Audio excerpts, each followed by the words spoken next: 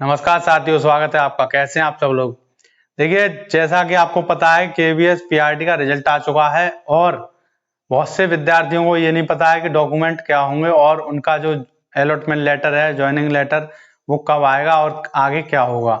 तो उसी की बात आज करेंगे। ये जो डॉक्यूमेंट हैं ये मतलब आपके अलॉटमेंट के साथ ही आएंगे, वो आपके पते पर आएगा, आपके घर पर। जब जिस दिन वो आ जाएगा उस पे ही आपकी ये सारे डॉक्यूमेंट लगे होंगे। इन सबको आपको भरना है और भरने के बाद उस फॉर्म को लेकर केवीएस विद्यालय में जाना है, जहां पे आपको वो विद्यालय अलॉट किया गया है। वहां जाकर आप ये जमा करेंगे सारे डॉक्यूमेंट और वहां पे ज्वाइनिंग लेंगे। अब जैसे कि आपका अलॉटमेंट लेटर आ गया, उस पे लिखा है कि आपको 15 दिसंबर तक ज्वाइनिंग करनी है। 15 दिसंबर। तो 15 दिसंबर तक आपको ये सारे डॉक्यूमेंट को भर के और फिर लेकर जाना है जल्दी से जल्दी 15 दिसंबर तक। जैसे कि मान लीजिए आपने ये काम 4 दिन में कर लिया या 2 दिन में कर लिया, तो आप 10 दिसंबर को चले गए। 6 दिसंबर को अगर ये आपके पास आ गया लेटर आपके घर पे, फिर आपने ये तैयार कर लिए सारे डॉक्यूमेंट भर भरा के, और जिसके बी ग्रेड ऑफिसर के अटेस्ट होने हैं वो सब करा के आप 10 दिसंबर को अपने कॉलेज पे पहुंच गए, अपने विद्यालय पहुंच गए जो आपको मिला है। तो 10 दिसंबर को पहुंच गए और मान लीजिए 10 दिसंबर को 11 दिसंबर को कोई और विद्यार्थी आया वहां पे ज्वाइनिंग लेने, तो उसके सीनियर आप हो गई। इसमें ये होता है जो पहले जाएगा उसे सीनियर बोलते हैं। तो इसीलिए जल्दी से जल्दी आप जाइए और आप खुद सीनियर बन जाइए। ये तो बात होगी उसकी। तो पहला नंबर क्या होगा कि आपके घर पे बाई पोस्ट अलॉटमेंट लेटर आएगा, उसी के साथ ये सब डॉक्यूमेंट होंगे, फॉर्म होंगे, इनको आपको भरना है। अब देखते हैं क्या क्या लेटर हैं। एक तो अपॉइंटमेंट लेटर है आपका। इस पे आपका कॉलेज का स्कूल का नाम लिखा होगा कि कहाँ आपको जाना है और कितनी तारीख तक आपको ज्वाइनिंग लेनी है। उतनी तारीख तक आपको ये सारे डॉक्यूमेंट लेके जाने हैं। दूसरी चीज क्या है कि मेडिकल सर्टिफिकेट सीएमओ द्वारा बनेगा आपके जिला अस्पताल में। तो गवर्नमेंट ऑफिसर है ये सीएमओ, चीफ मेडिकल ऑफिसर। तो मेडिकल वहां पे आपको जाना है और ये एक फॉर्मेट होगा, जो मेडिकल सर्टिफिकेट है ये आपको मिलेगा उसी अलॉटमेंट लेटर के साथ। तो इसको आपको भर के और सीएमओ के साइन करवाने हैं, मोहर लगवानी है। ठीक है, ये तैयार हो गया आपका। तीसरा है डिक्लेरेशन फॉर्म। इस पे भी आपको अपना नाम पता भरना है और ये रेडी हो गया। ठीक है। दूसरी चीज स्टेटमेंट एंड डिक्लेरेशन, ये सीएमओ के द्वारा ही होगा, दूसरा सीएमओ। ये भी कर दें तब भी चलेगा, लेकिन दूसरा हो कोई तो बढ़िया है। तो स्टेटमेंट मतलब आप कुछ स्टेटमेंट देंगे, दस्तखत करेंगे और उस पे अपना डिक्लेरेशन होगा, उस पे भी दस्तखत करेंगे नाम पता डालने के बाद। तो ये भी सीएमओ द्वारा हो जाएगा। Number 5 character certificate. ये क्या है, बी ग्रेड के ऑफिसर जो होते हैं, स्टेट के हों या सेंट्रल के हों, कोई भी, जैसे गवर्नमेंट हॉस्पिटल में कोई भी एमबीबीएस डॉक्टर हो वो भी बी ग्रेड का है। और जीआईसी मतलब government degree college, government inter college का प्रिंसिपल भी बी ग्रेड ऑफिसर है। तो उससे भी आप सर्टिफिकेट इस पे सिग्नेचर करा सकते हैं। तो ये हो गया। अब दूसरी वो सारी बातें उस पे भी लिखी होंगी कि किससे अटेस्ट करानी है ये चीजें। और छठा है आपका पाथ टू बी टेकन, मतलब आप शपथ लेंगे उसको, तो ये भी भरना है आपको, बस भर के ले जाना है। ठीक है।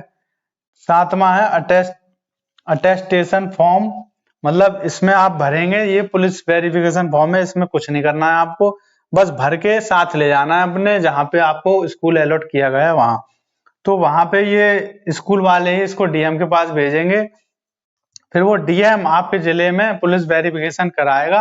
तो वहां पे पुलिस वेरीफाई करेगी आपके घर पे आके अपने आप, आपको कुछ नहीं करना है, सीधी सीधी बात है, आपको बस ये फॉर्म भरना है। तो ये हो जाएगा वेरिफिकेशन। किसी पे कोई केस तो नहीं है, किसी की रिपोर्ट तो नहीं चल रही थाने में, किसी ने कोई अपराध तो नहीं किया इस चीज के लिए ये। फिर है 8वां डॉक्यूमेंट आइडेंटिटी सर्टिफिकेट। ये भी गजेटेड ऑफिसर से होगा आपका, मतलब बी ग्रेड से, बी ग्रेड ऑफिसर से। तो आइडेंटिटी, इसमें पहचान होगी आपकी कि आप एक जो आपका नाम बताया वही है कि नहीं। तो ये अटेस्ट होने के बाद ये सारे डॉक्यूमेंट आपको अटेस्ट की एक तो अटेस्ट वाली कॉपी होगी, एक अलग से भी फोटो कॉपी लेकर जानी होगी, तो बढ़िया है। मैं तो कह रहा हूँ आप 3-3 कॉपी इनकी सारे चीजों की बना लेना अलग से, जैसे एकदम मत भर देना इसे, इसकी पहले फोटो कॉपी करवा लेना, उसको अलग रखना अपने पास, और फिर इनको एक कॉपी को पूरी को अटेस्ट करवा लेना जिन जिन से होनी है, जैसे सीएमओ द्वारा और बी ग्रेड के ऑफिसर द्वारा, उसको जमा कर देना। आप वहां पे जाके अपने स्कूल में जो भी आपको मिला है और जो बच गई है उसकी कोई टेंशन नहीं है। जैसे ही आप वहां पे जाएंगे और मान लीजिए आपने 15 दिसंबर तक तो आपको ज्वाइन करनी थी, तो आपने मान लीजिए 13 तारीख को ज्वाइन कर लिया, 13 दिसंबर को ज्वाइन कर लिया, तो इसी दिन से आपकी जो सैलरी है वो एकदम स्टार्ट हो जाएगी। अगर कोई बच्चा रह गया और वो चला गया एकदम 21 दिसंबर को लेट हो गया वो, तो उसकी 7 दिन की सैलरी 7 दिन बाद ही स्टार्ट होगी, उतने दिन उसके बेकार हो गए। तो जिस दिन आप जमा करेंगे ज्वाइनिंग लेटर, अपना अपॉइंटमेंट लेटर पहुंचेंगे, उसी दिन से आपकी सैलरी एकदम स्टार्ट हो जाएगी, और उसी दिन दस्तखत करते ही वहां पे आप एकदम सीनियर हो जाएंगे, जो भी आपके बाद आएगा उससे। तो ये सारे काम आपको करने होंगे, इन काम को करने में ज्यादा से ज्यादा 2 दिन लगेंगे, वरना इनको तो भर के बस आपको लेकर जाना है, और जिन जिन से अटेस्ट करवाने हैं वो अटेस्ट कर देंगे, और जैसे सीएमओ ये हाइट वगैरह लिखनी है वहां पे आपको, और वो देखेंगे। ज्यादा बड़ी चीज नहीं है इसमें, आसानी से हो जाएगा। ये मेडिकल सर्टिफिकेट जो है कुछ नहीं है, फॉर्म होगा उसको आपको भरना, सीएमओ उस पर दस्तखत कर देंगे बस। ज्यादा कोई इसमें लंबा चौड़ा मेडिकल नहीं होगा, और सभी छोटी छोटी चीजें जो केवल सीधे सीधे अटेस्ट होंगी, आपको केवल भरना है बस। ये मेडिकल सर्टिफिकेट है, यही थोड़ा आपको जाना पड़ेगा अपने जिला अस्पताल में और सीएमओ से साइन करवाने होंगे। दूसरी बात, अगर आप किसी को भी जानते हैं स्टेट ऑफिसर बी ग्रेड के या फिर सेंट्रल का हो कोई भी, वो अटेस्ट करते हैं इन चीजों को, ये तो ये आसानी से आपके हो जाएंगे, मतलब कोई ज्यादा बड़ी बात नहीं, एक दिन में भी हो सकता है। मान लीजिए आज आपके पास आ गया, तो कल पूरे दिन आप इन चीजों को कर लेना आराम से, परसों निकल जाना एकदम, या फिर कल रात में निकल जाना आराम से, जैसे ये पूरा कंप्लीट हो। लेकिन जल्दबाजी में ये नहीं है कोई भी चीज छूट जाए और आप निकल लिए अलॉटमेंट, मतलब अपने स्कूल पे, फिर वहां से आपको लौटना पड़े। इसीलिए चाहे एक दिन लेट हो जाए, लेकिन ये पूरी चीजें एकदम कंप्लीट करके ही आपको जाना है। तो ये थी, अगर आपके शहर में कोई केवीएस का विद्यालय है, होते ही है ज्यादातर लोगों के, तो वहां पे आप जाके उनसे भी एक बार चेक करा सकते हैं कि सर मेरे ये सारे डॉक्यूमेंट ठीक हैं या नहीं।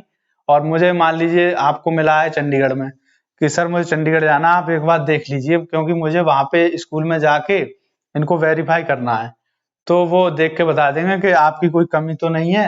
एक बार जब वो आपके देख लेंगे सारे डॉक्यूमेंट कि ये इनके ठीक हैं, वो कह देंगे ठीक है आप आराम से जा सकते हैं कल, बस। तो आप एकदम निश्चिंत हो जाएंगे और अगले दिन चले जाएंगे। और मान लीजिए उनने कह दिया बेटा आपका ये जो मेडिकल है इसमें ये गलत है, या फिर ये दूसरे ऑफिसर से होगा, तो उसको आप अगले दिन या उसी दिन जाके ठीक करा लेंगे। इससे आपका ये नहीं होगा कि आप अपने कॉलेज वहां स्कूल से लौट कर आए फिर जाके सही कराएं। इसीलिए आपके अगर सिटी में कोई भी केंद्रीय विद्यालय है, तो वहां के प्रिंसिपल से जाके एक बार चेक करा लेना, वो आराम से चेक कर देंगे, उसमें कोई देर नहीं लगेगी।